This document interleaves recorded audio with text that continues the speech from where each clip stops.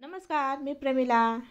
चला आज आपण डिंकाचे लाडू, मेथी आणि डिंकाचे लाडू तयार करणार आहोत। चला सुरुवात करूया आपण बघायला। बघू शकता किती छान कलर आला आहे आणि अजिबात कडू नाही। मेथी सुद्धा वापरून सुद्धा आपले लगेच लाडू तयार आपले खाण्यासारखे होऊ शकता। तुम्ही बघू शकता अजिबात कडू नाही। चला सुरुवात करूया। चला मी सर्वात आधी आम्ही मेथी घेतले आहे 150 ग्रॅम। हे आपल्याला छान असे भाजून घ्यायचे आहे। आपल्याला पूर्ण भाजायचे आहे आणि मीडियम मध्ये एकदम बारीक गॅसवरच आपल्याला भाजायचे आहे। हे बघू शकता तुम्ही अशा पद्धतीने आपल्याला भाजून घ्यायचे। आता भाजल्यानंतर आपल्याला मिक्सर मध्ये बारीक करून घ्यायचे। एकदम बारीक आपल्या पावडर सारखी बारीक पावडर करून घ्यायची आणि ती आपल्याला एका बाउल मध्ये काढून घेते मी। आता त्याच्यावर आपल्याला दूध टाकायचे आहे। हे बघा 1 कप मी दूध घेतले आहे। हे दूध आपल्याला थोडं अर्धा कप आपल्याला टाकून आधी सर्व असं मिक्स करून घ्यायचं आहे। अशा पद्धतीने मिक्स करून घ्यायचं आहे। आता हे पूर्ण आपल्याला दूध वापरायचं आहे। 150 ग्रॅम मेथीला आपल्याला 1 कप दूध लागून जातं। बघू शकता तुम्ही असे आणि याला असे गुठळ्या आल्या आहेत तर ते आपल्याला थोडं 5 मिनिटं झाकून ठेवायचं आणि नंतर परत आपल्याला ते फोडायचे आहे त्या गुठळ्या। बघा कसे झाले भिजले आणि आता हे पूर्ण आपल्याला गुठळ्या त्या फोडून हे बघा आपल्याला एकदम कोरडं करून घ्यायचे आणि गुठळ्या त्या फोडून घ्यायच्या आहे आणि हे असंच झाकून ठेवायचं आहे रात्रीचं।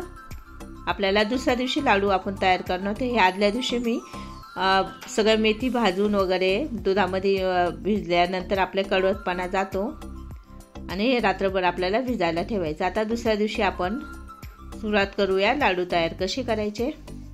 सर्वात आधी आपण तूप टाकूया। आपण गाईचं तूप वापरत आहोत। आपण 300 ग्रॅम मी खोबऱ्याचा किस घेतला आहे। आपल्याला थोडं करून आपल्याला खोबऱ्याचा किस असा भाजून घ्यायचा आहे आणि बारीक गॅसच करून भाजायचा आहे। मोठा गॅस केल्यावर ते खोबरं आपलं जळलं जातं आणि छान असा खरपूस असा भाजायचा आहे। आपल्याला तूप थोडं वापरून घ्यायचं आहे। सुरुवातीला तसं भाजायचं म्हणजे त्याचा ओलसरपणा निघून जातो खोबऱ्याचा आणि लाडू आपले 3 महिने पूर्ण टिकले जातात। हे मी 300 ग्रॅम खोबऱ्याचा किस घेतला आहे। किस करून घेतला आहे। चला आपलं आता दुसरा पदार्थ काय आहे बघा। आपल्याला हे सूर्यफूलची बी आहे, मगनची बी आणि टरबूजची बी हे तिन्ही आपल्याला एकत्र करून भाजायचे आहे आणि बारीक गॅस करूनच आपल्याला भाजायचे आहे कारण छान ते मधी पण भाजल्या पाहिजे नसे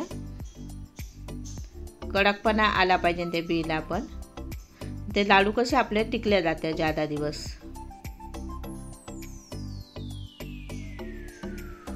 आता एका ताटामध्ये मी सर्व असं भाजून काढून घेते। आता ह्या ओळुंब्या आहे,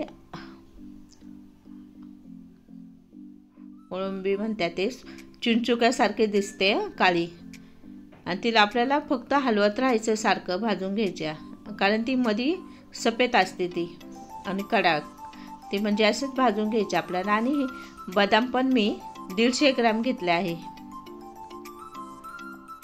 काजू पण 150 ग्रॅम घेतले ते पण आपल्याला तूप टाकून अशा पद्धतीने भाजून घ्यायचे आहे आणि ओळुंब्या पण आपल्याला भाजल्या आहेत तर ते आपल्याला मस्त मंद गॅसवर आपल्याला भाजून छानपैकी खरपूस असे भाजायचे आहे।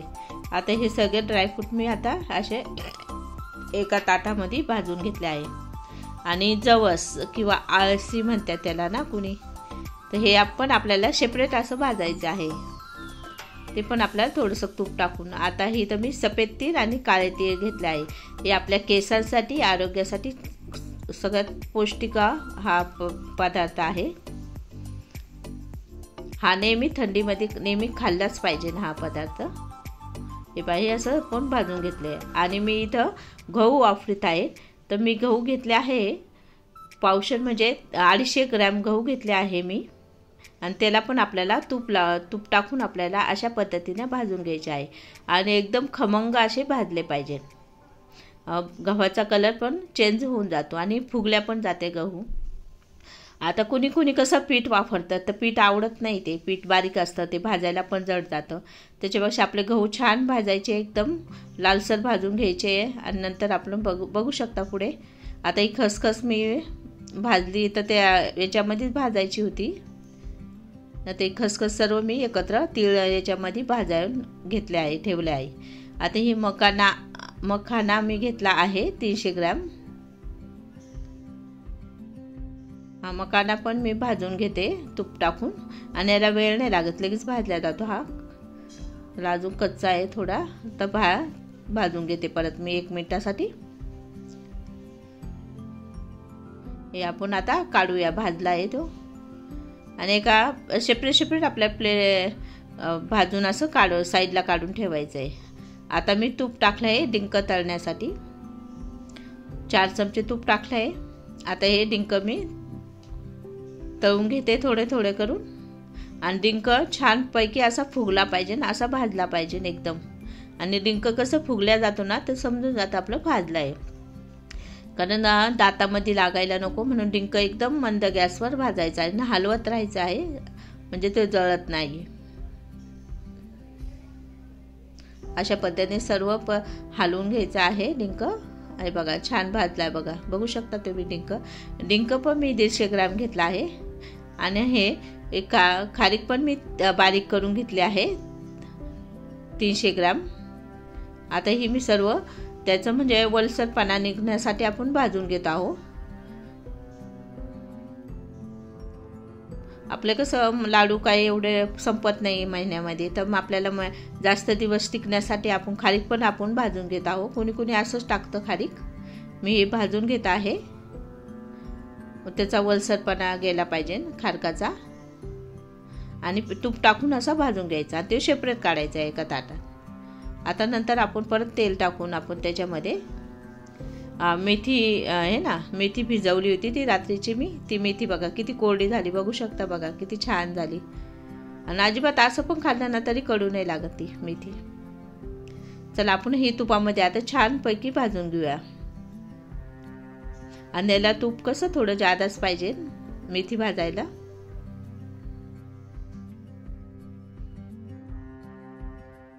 मेथी कसं सर्वात म्हणजे कंबर डोकं हे सर्व दुखण्यासाठी त्याचा छान असा उपयोग होतो मेथीचा.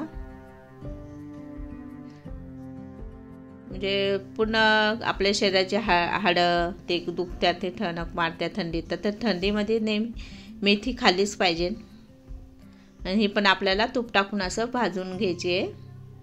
ही 150 ग्रॅम मी मेथी घेतली आहे. हे बघा तूप एवढं आहे अर्धा किलोमधून. आता तूप पण आपल्याला 300 ग्रॅमच्या वर आपल्याला तूप लागतं, म्हणजे कारण मी थोडं थोडं टाकून मी भाजत आहे म्हणून.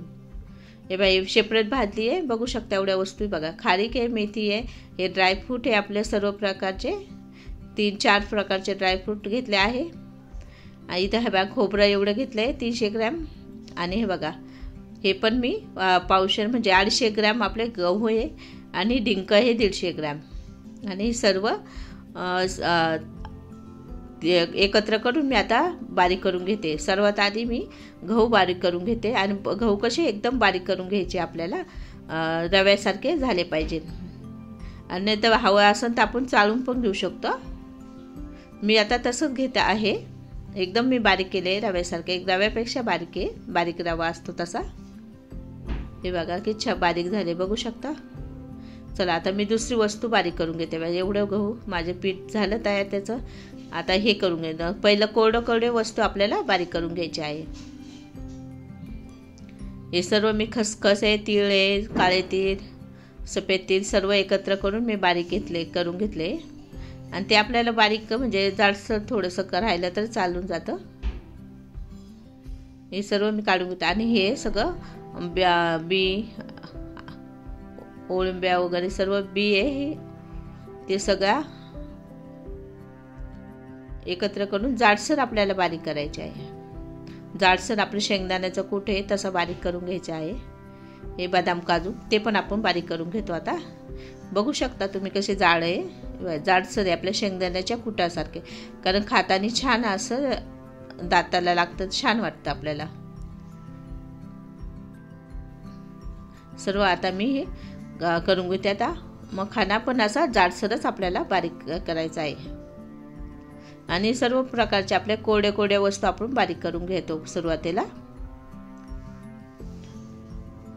नंतर आपण खोबरं घेणार. खोबऱ्याला थोडंसं ओलसरपणा येतो, त्यासाठी आपण शेवटी करत आहोत याचा. आणि खोबरं पण आपल्याला कुणी असं किस पण टाकू शकता, पण आपण कसं थोडंसं बारीकच करून टाकायचं खोबरं पण. आणि मग हे डिंक आहे, डिंक एकदम बारीक करायचा आहे, कारण ते दाताखाली यायला नको. एकदम बारीक करून घ्यायचं आहे डिंक. आणि मिक्सर कसं जाड बंद चालू करून आपण जाडसर तयार केलं आहे ते. आणि डिंक एकदम बारीक करून घेतला आहे. आता हे सर्व मी एकत्र करून घेते. हे बाई, ही मेथी आहे आणि खारीक आहे. खारीक बघा भाजल्यामुळं कडकपणा आला त्याला. आता हे सर्व एकत्र करून घ्यायचं आपल्याला.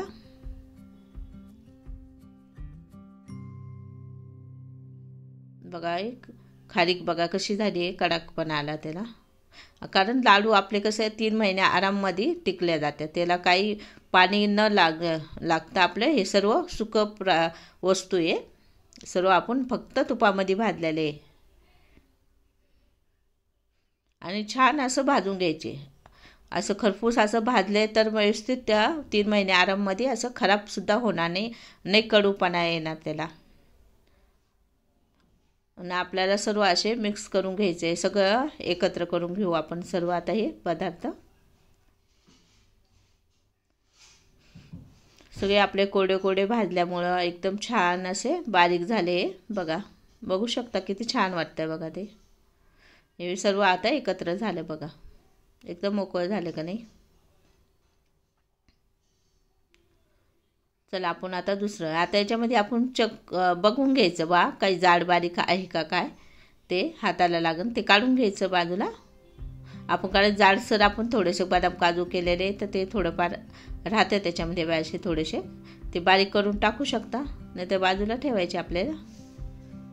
आता आपल्याला गुळाचा पाक करायचा, म्हणजे पाक फक्त वितळायचा आहे, पाणी न टाकायचं. आता मी इथं 1.5 किलो गूळ घेतला आहे. एवढ्यावरना 1.5 किलो गूळ भरपूर झाला. आणि गूळ पण चांगला थंडीमध्ये खाल्ल्याला चांगला असतो.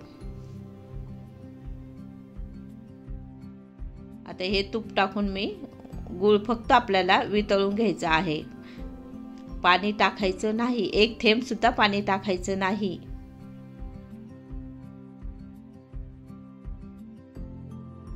आता हे फक्त तुपामध्ये आपण गूळ सगळा वितळण्यासाठी लागतं. गूळ वितळायला वेळ लागतो, 5 मिनटं लागून जाते, 5 ते 6 मिनटं वेळ लागून जातात आपल्याला गूळ वितळायसाठी. आपण तूप वापरणार आहे, कारण तूप आपल्याला पाहिजेच आहे, एवढं तूप लागतच आहे आपल्याला लाडू वळवायसाठी.